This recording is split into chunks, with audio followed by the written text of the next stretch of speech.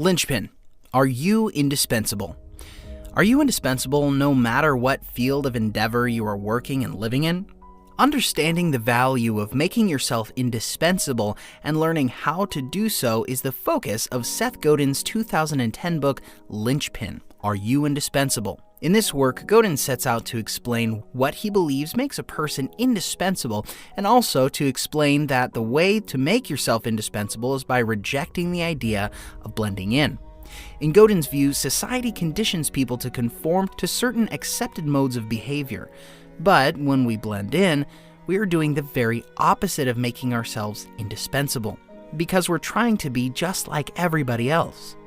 The way to make yourself indispensable from this perspective is to break free from the societal boundaries we've been pigeonholed into and make yourself indispensable through your unique attributes. Hence, for Godin, we should not be aiming to make ourselves average or ordinary, but trying to become like a linchpin, someone who is different, a person who hasn't lost their own individuality and is truly capable of creating art.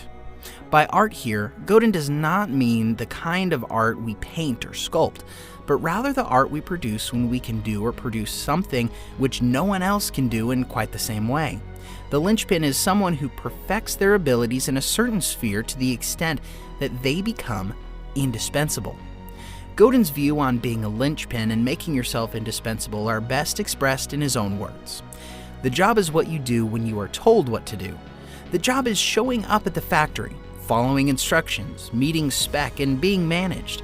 Someone can always do your job a little better or faster or cheaper than you can.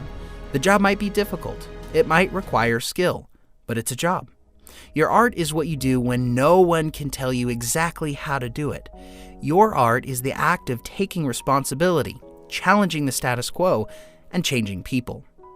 So to be a linchpin is to be such a vital part of an organization that the company or business you work for would no longer be able to operate as well as it can without your contribution and input.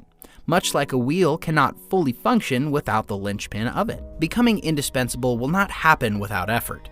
As Godin explains, there are a number of key qualities which a person needs to acquire in order to become an indispensable linchpin. You need to be creative and innovative, but most of all, a person needs to be a hard worker with a passion to succeed. But when you reach the point of being a linchpin, you will become indispensable in your field of endeavors.